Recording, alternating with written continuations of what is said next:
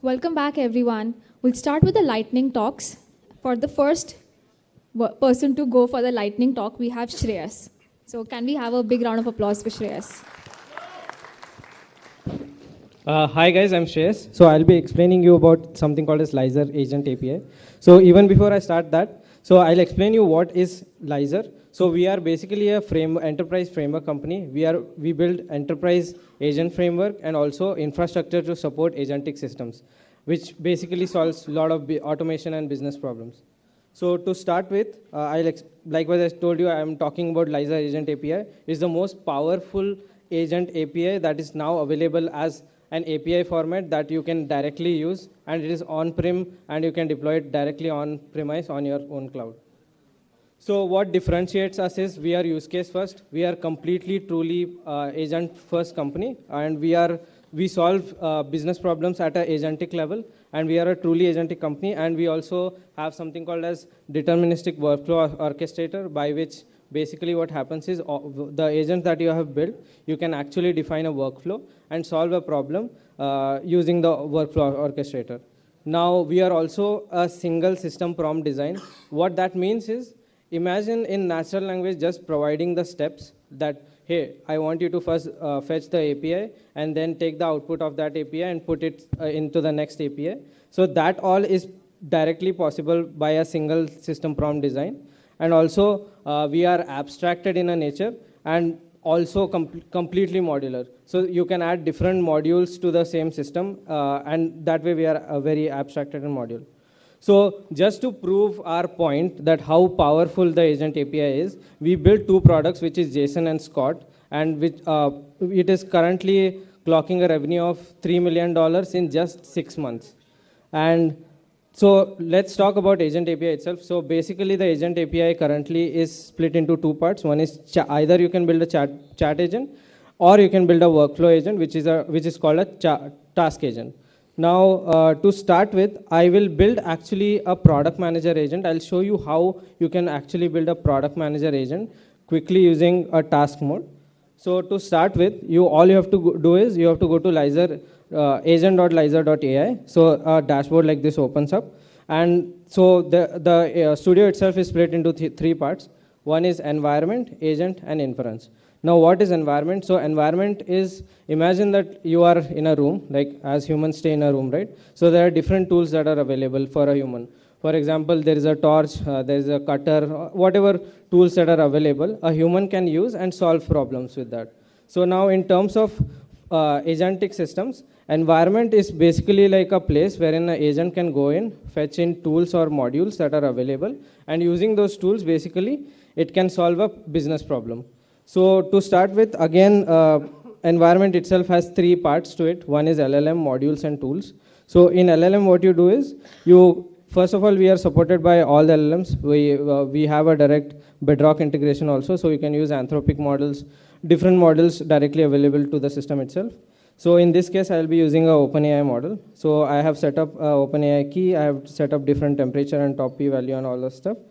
Now, next part I'll do is I'll set up a module. So modules are like the super powers of the agent. So likewise, let's say if you are building a chatbot, you obviously require short-term memory, right? So you'll enable short-term memory and long-term memory. So these are the tools that I'll be using in this particular use case, wherein I'm using Perplexity Mail Tool and Asana tool to build this product manager. So I'll just show you how the prompt is. So as you can see, it is simple steps that are put over here, and it is defined in very simple use case. Now I'll just show you a video demo.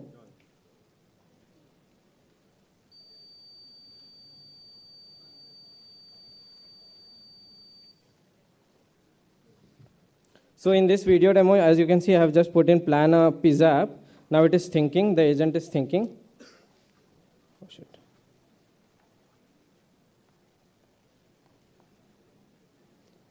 Yeah, so the agent is thinking in this video. Now in the activity tab, you can see how the agent is actually thinking. First thought it has gathered the information that it is required to actually build a sprint plan for all the employees that we have put in resume format to the agent. And you can see it has provided a very good plan over here. And you can see on the right side, it is actually populating Asana. Asana is like Jira. So it is actually putting all the plans or the tasks that are available over here. And then finally, it will also send you an email that is available, which are all the tasks. So many of the developers are already building, all the enterprise have already adopted to our agents framework. So when will you start building? So you can scan the QR and you can go and you can also win a lot of prizes. Thank you. That was it.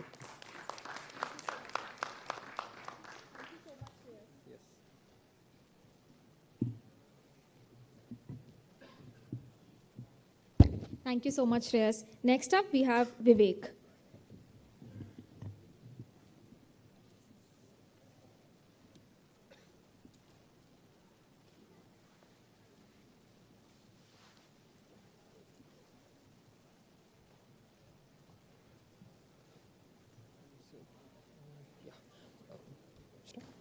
Hi everyone, my name is Vivek Salim Khan and I'm a senior software engineer in ML at Persistent Systems. So I'll be presenting my work that we did for Coyer's Expedition Aya. So this is a 6 week cohort that we had where we were given a problem statement that we were working on. So this is just a baby steps that we took in a custom approach for Indic LLMs. Specifically Sanskrit, which is a very low resource language. Yeah. So let's go on to the problem statement. So the open source models that we have currently are not specifically trained on Sanskrit, and hence we have a lot of flaws in it. So one of the flaws is there is amalgamation between the languages which follow the same script like Devanagari. For example, Marathi, Hindi, which follow the same script have amalgamation where if I'm expecting a Sanskrit text, I'm getting responses in between in Marathi and Hindi languages. And we also have a very inefficient tokenizer because these tokenizers are also trained predominantly on English, and for the same sentences same sentences in English and Sanskrit which mean the same have different lengths of tokens after they get encoded. So due to computational constraint and time constraint, we had to resort to using a very small language models. And before that, we started choosing the SLMs that we have currently in open source. So we started off testing these models on Sanskrit generation. So the model that we chose were Aya, Llama, and Gemma models. And Aya 101 is a model which is trained on 101 languages, which includes Hindi, which follows the Devanagari script, similar to Sanskrit. And based on that, we could just conclude that we can safely choose Llama and Gemma models because they had a fair performance in Sanskrit generation. Yes, as Chaitanya rightly mentioned earlier in his talk, we start off with prompting strategies to improve the performance, followed by RAG and fine-tuning. So we started off with zero-shot, few-shot, and self-reflection techniques of prompt engineering, and we didn't get a really good prompt performance gain on that. So we had to resort to fine-tuning. Since I mentioned Sanskrit is a very low-resource language, we had to resort to synthetic data. So we got a good amount of corpus of Sanskrit, and we used Llama 70B for generating synthetic question answering pairs. We generated somewhere around 10K of question answering pairs, which we used to train our SLMs. And for translation, we had a curated data already present, so we used that for translation tasks. And these were the results. So we really got a good performance gain on translation task and a pretty fair performance gain on our question answering task. So this is expected because Llama 70B is not really good at generating synthetic data as compared to how human would curate it. Yes. So earlier I mentioned about a tokenization approach and how it is inefficient for Sanskrit languages. So as we all know, there is always a trade-off between the token length and the vocabulary size. So if you have like the token length is very small, then the vocabulary size is always like big of that sort. So we are proposing a custom method of tokenizing. So before that, just to give a disclaimer, Sanskrit is a very morpheme-based language, and it is not something which is similar to how English would be written or be understood. So it has these small parts which can just merge them, and it has some meaning out of it. So Just for simplification, you can consider the three types of morphemes are nouns, verbs, and other pronouns. So nouns are actually, they are in infinite space. So we thought of going forward with BP tokenization. Verbs and pronouns, which are actually exhaustive in nature. So we thought of doing one-word encoding and word tokenizations to make it optimal. So that was the 6 week of work, and this is not the end yet. We are focusing on continuous pre-training to get get LLM's knowledge about Sanskrit text, making it better. And of course, we will trying to fine-tune it for textbooks, manuscripts, and holy books like Bhagavad Gita. Also, if anyone's interested and who knows Sanskrit and would love to contribute, you can reach out to me on Twitter or LinkedIn. We're also starting crowdsourcing for good quality of Sanskrit data. If you have some, please share with us if you can. And you can also go through our GitHub link and Hugging Face link for models and recipes. Thank you so much. Thank you so much, Vivek. Next up, we have Aditi and requesting Viraj to be on the line.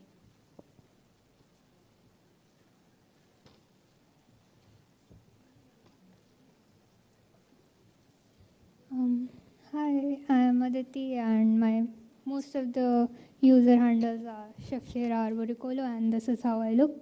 So we are going to talk about NetworkX. Also, I'll be conducting sprints tomorrow, so you can consider this as an introduction. And so also there is a scientific Python ecosystem coordination document, which is related to this talk, if you want to read that after the talk. And this is basically all of what we are going to talk. And so let's start with NetworkX. NetworkX is a graph analysis library, and not these kind of graphs with nodes and edges. And these nodes and edges can be anything you want them to be. And NetworkX is basically like any other library. You import it, create a graph object, and then you add edges to it and nodes to it, and that is how the graph would look. And betweenness centrality like basically tells you which is the most important node in the network. So here you can see that 2 is the most important because it has the highest betweenness centrality. And but when we try like a million node graph, then it's like it takes forever. So now what do we do? So API dispatching. Now what is dispatching? So you have the user, and this user makes the normal call, but with some kind of backend information. And the asterisk is that that backend information might be in the function call itself, or as a global variable, or however you want. And then based on this information, you find which backend the user wants to use, and then once you have found the backend, this backend translator will just try to convert all the function arguments and everything into a language that the backend library can understand. And then the backend library has the fast implementation, which it implements and gives the output to the user. But why do we do all this? Like, why can't we just put a good implementation in the main library? So firstly, because of consistency, NetworkX is old, like almost as old as I am. And also, like, the user don't have to learn a new user API. They can just pass some additional backend information, and if they are familiar with NetworkX's API, and yeah, they'll be good to go. And also it depends on your project. Like if it's new, then obviously don't rely on dispatching too much. Make sure your implementations are already fast. So now let's see how this dispatching thing is happening in NetworkX. So the additional backend information can be just passed in as a keyword argument, and parallel is a name of the backend. And other ways, like you can pass a backend specific graph object, so that's like a type-based dispatching. And another thing is you can configure which backend you want to use. Like right now I've just put parallel, but you can also put like many other backends. So like first it will run parallel, then it will run the second backend if the parallel one somehow fails. And yeah, that's it. And so the main library is the NetworkX. Backend finder is like entry point. So entry points are like okay. So we have two entry points. We don't have to talk about this one. Entry points have three things, and yeah. So this is how you load an entry point. So okay. So like this backend interface has like all this translation functions which would translate the keyword, the arguments into something that backend can understand, and yeah, that's how it's done. And so yeah, so to summarize, you make a the user makes these kind of calls, and basically we have this decorator that is like all over NetworkX, which redirects the function call to different packages. And so here you can see, like I mostly work on NX parallel backend, and here you can see this dashed line. So my GSOC project was to, make into a solid line, and you can talk about NX parallel after the talk. Thank you. Thank you so much, Aditi. Next up, we have Viraj.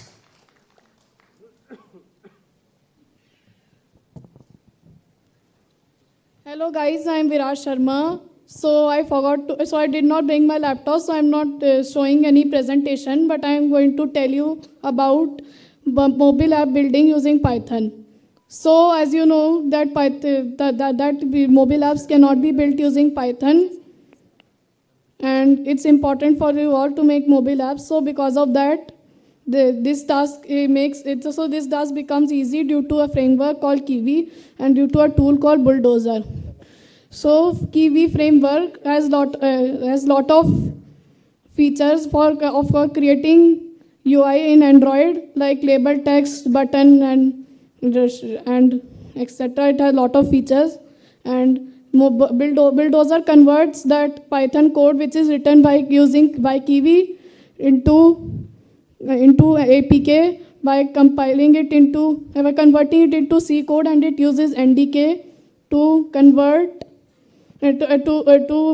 C code into Android package.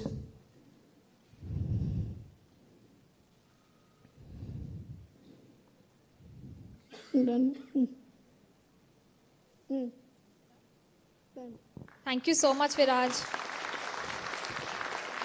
Next up, we have Ajay.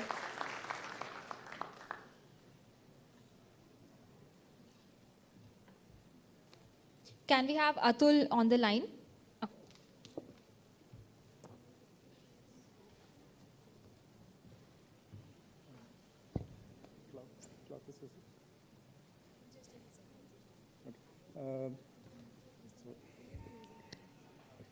Hi, my name is Ajay Kidao.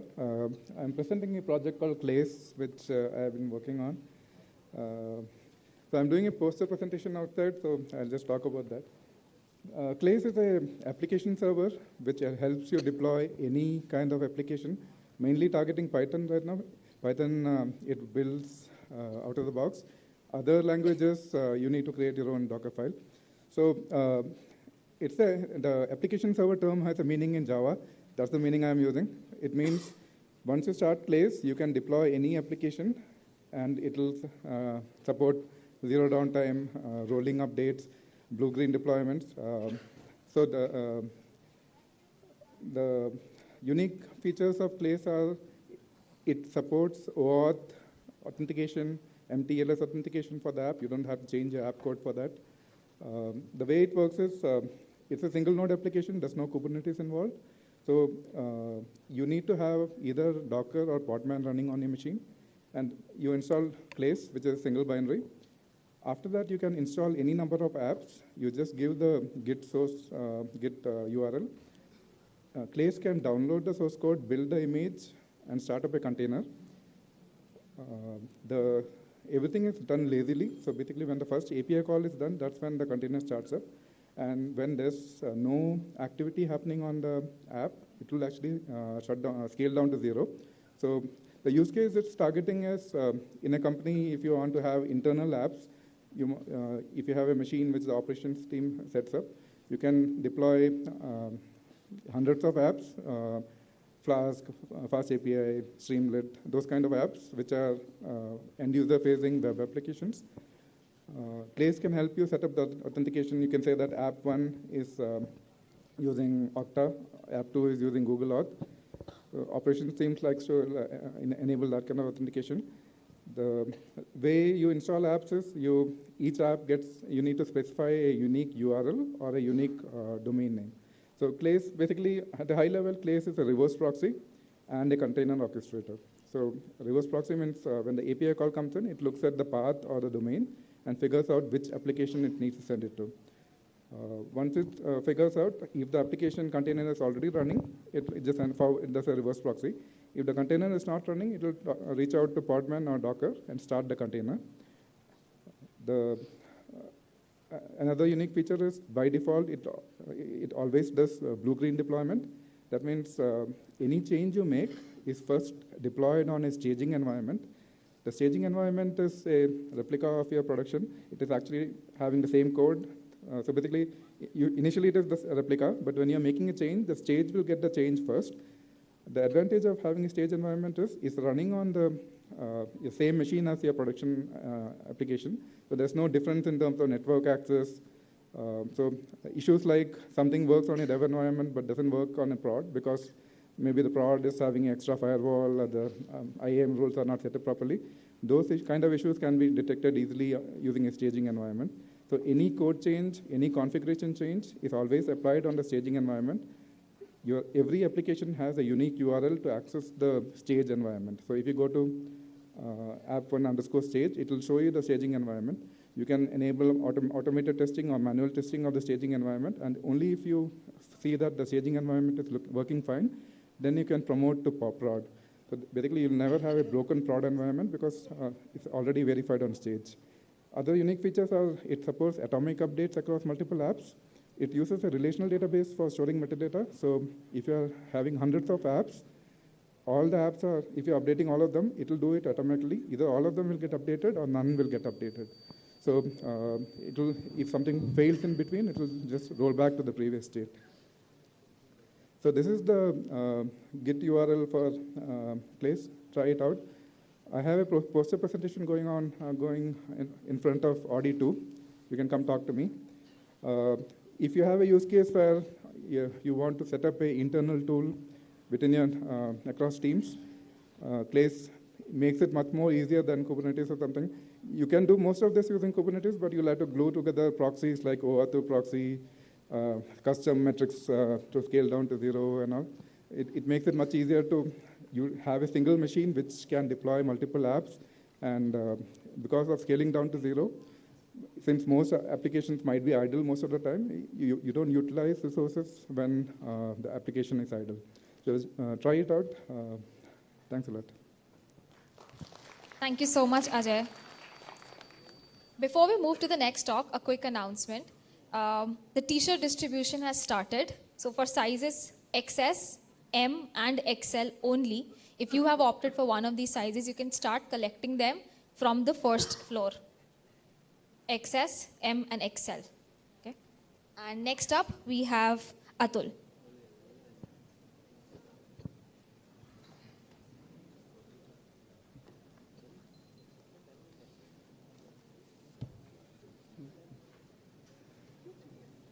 So raise your hands for all those who use kubectl to deploy their Kubernetes architecture or have used it to edit deployment YAML files. Great.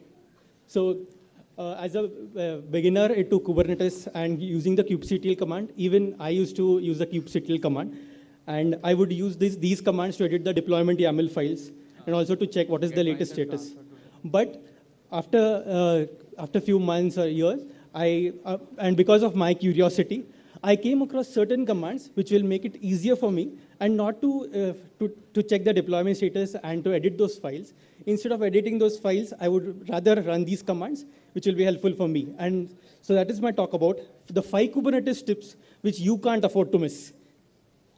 So as an easier thing, like I have aliased K as kubectl for the slides. So first one is updating the container image. Once you have deployed an existing version of your app onto Kubernetes, let's say you want to update the container image. Instead of editing that YAML file, what you can do is, like earlier I used to do this k-edit deployment YAML, then search for this image hash, and then I would try to update it. But that is a tedious task. You have to edit this, then search it, and do it. Instead of that, there is a command wherein you first configure the app resource, that is k set image, the deployment which you have written, and also you can specify so that is the resource name, and then you have to write the which new updated image you have to deploy. So I have a video for it, wherein like you can see it is already running, and I have run this set command, and I will try to check what is it. So it was 1.26 earlier. I try to set it to 27, and it gets deployed. So here, there's no need of editing that deployment YAML, but I can just run this command, and that will help me. Yeah, and the deployment is done. So next one is rolling updates. Once you have already an existing container, but you want to roll an update, but instead of specifying which image, you just want to undo it, let's say. So instead of editing that entire file, you can just do undo command. This is the k rollout and deployment. This will deploy it to the previous state, which was there already and which was working. Let's say you had your own change, and you wanted to deploy it. So we had this 1.17 version of Nginx. Then we ran this command, we saw it. We wanted to undo it to 1.16, let's say. So we can just roll it out, and it gets deployed.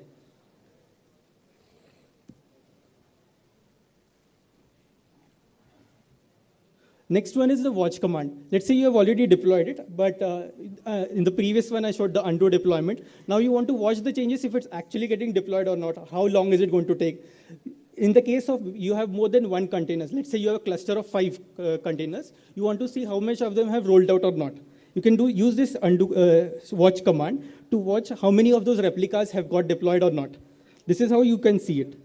So first one is finished, the next one is done. Then that is it. For scale.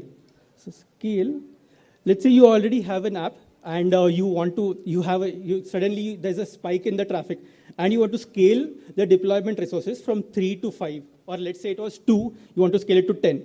Instead of editing the deployment YAML, you can make use of this command, wherein you specify the number of replicas, and that's how it gets updated as well. Secrets. So for secrets in Kubernetes, it means like your user ID passwords or the credentials which you want to use. So that can be edited by this. First, you'll have to save it in the username and passwords file, and after that, you'll have to do it. But I would say there is already a command available, that is create generic passwords and all. So you can use this command to create the passwords, and even there you can update it with the update command. And this is how you get the secrets, describe the secret. So instead of you editing the YAML files, you can do this. That is how the secrets username are stored. And that's it.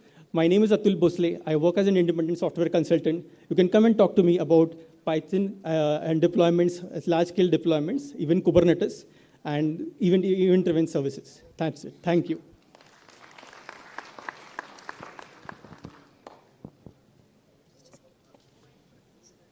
Thank you so much. Next up, we have Sumit.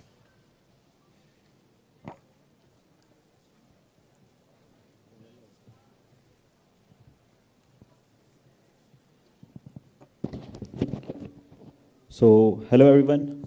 My name is Sumit Jha, and I'm a software developer. And today I'm going to talk about panel. So, I'm here to show you something that might challenge you how you think about Python. So, it's not just a backend language. It's evolving to much more powerful. So, me show you. So I couldn't bring my laptops due to some issues. So here we have a screenshot. So we'll work with this. Okay, so take a look at this web page. So simple enough, right? So how many of you can guess what this page is made up of? So maybe you will be thinking like this basic front stack, HTML, CSS, JSS, or something like that. No, it's entire Python, nothing else. So there is no HTML, no GSS, nothing front-end stack. It's all Python. So let me walk through it. So this is the simple two components used in this web app: the core script that powers to the web app and a dataset for analysis. Okay. So first, panel. So can I have a show of hands? How many of you have heard about panel? Okay, quite a few. So panel is basically a framework that allows you to build interactive dashboards, web apps completely in Python. It is flexible, it is powerful, and really makes Python a one-stop shop for building dynamic data and data visualization tools. So you might be thinking, wait a minute, doesn't Python have already libraries for this? For instance, there is Bokeh. You must have heard of it. So panel is also based on Bokeh infrastructure. So the only difference is it's much more than that. Let me show you just a second. So panel is basically a framework, simple framework, based on Bokeh infrastructure, but it's more advanced than that. It's based on infrastructure. Okay. So let me show you why did I use here panel, not Bokeh.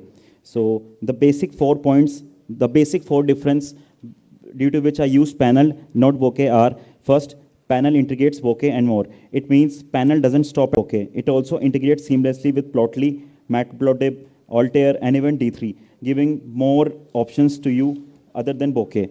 And the second point is full web apps, not just plots. Bokeh focuses on creating interactive plots, while it does really well, but panel lets you create entire web apps, giving you complete access to widgets, layouts, and data pipelines. And the third point is ease of use. With panel, you can create multiple visualization libraries into a cohesive web application with minimal code. So basically, you don't need to manage a JavaScript front-end framework. You stay within the Python ecosystem. And the last, flexible deployment. So panel allows you to deploy your apps in a variety of ways, whether it's Jupyter Notebook, a standalone server, or even embedded in your own website. So while Bokeh is excellent for specific visualization, panel gives you the complete toolkit for creating interactive data dashboards and full-scale web apps.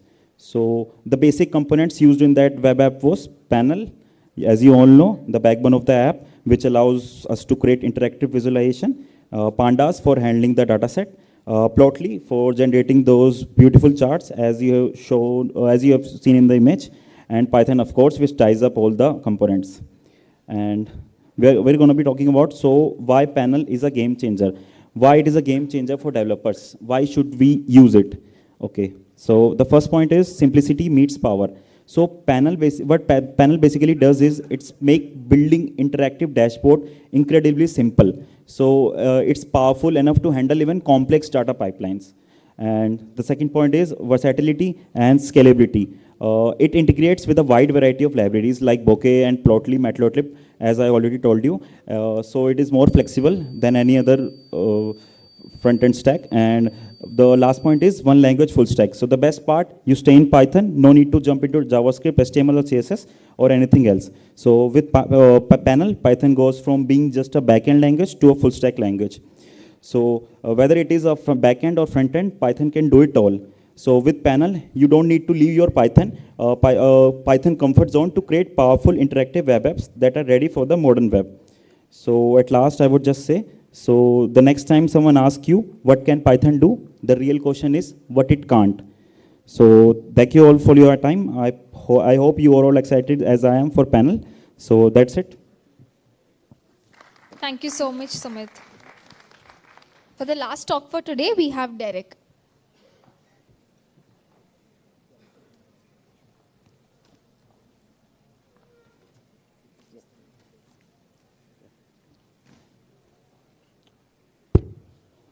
Hello all, I'm Derek. I'm a senior software engineer at LinkedIn, and I'm here to talk about a performant alternative for Celery. I'm sure all of us have used Celery. Even we also have. I've used in outside of LinkedIn as well. But for the specific use cases that we had, we figured salary was not cut out for our use case, and that's when we went for a new solution called as G-Unicorn Actors. That's what I'll be introducing to you guys today. So why do you need one more framework? I mean, there are enough out there. Celery is great, it's easy to integrate and easy to deploy as well, right? But what are its challenges? There is a certain amount of performance overhead that Celery comes along with because of serialization and deserialization. Now, what do I mean by that? So when you put a decorator around your function at task, what Celery basically does is it takes that function or a method and serializes it using pickling and then sends it over to the node to execute, right? And it does that along with the argument. So a single message in Celery is the serialized execution function along with the arguments that it has to execute. Now that adds to a certain degree of overhead.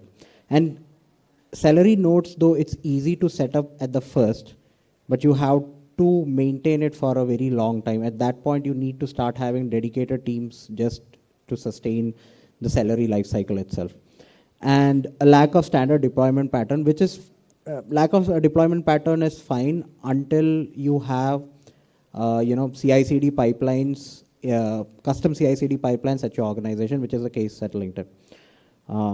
And to give you a quick brief of what exactly is serialization, to give a picture of why that adds to the performance overhead. Pickling is nothing but it's a very minimal stack machine on its own.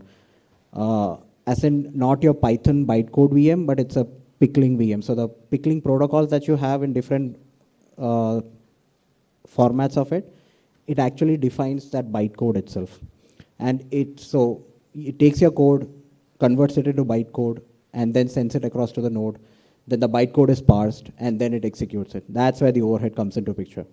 And at which point we could not afford to have that, and that's when we explored if there are other alternatives as well. Turns out there are many, but then again, they are not actively maintained. So at which point we asked ourselves the question, what does it take to actually build a task orchestration framework, or what does it require at the end of the day? Just a simple code execution platform, right, straightforward, and an IPC mechanism, some way to send those messages across. Turns out your Whiskey platforms in itself, uWhiskey and G-Unicorn, they themselves are a code execution platform, just that they execute your web application, right? Instead of that, can we use G-Unicorn to execute your task, right? And for the IPC, the messaging framework of the messaging library of Celery, that's pretty damn good. The reason why Celery can support multiple message brokers is because of this package called as Kombu, which they themselves have developed, and that's what Celery uses. So use that for the IPC mechanism and leverage G-Unicorn. That's what gave rise to the idea called as the extension framework which we use called as G-Unicorn Actors came into picture. Why we are calling it Actors? While this was in development, turns out the author of G-Unicorn, Benno Chessenyu, he had given a talk himself that you can have actor pattern in Python using G-Unicorn. So this is what it looks like. You just implement a class. This is your web framework, a Flask here. And this is how you kickstart it. So instead, in handle message, you'll have your business logic. And that's basically it. And, sorry. And when you run it, if you notice it here, you have those extra workers here. And you have your web workers co-hosted along with it, right?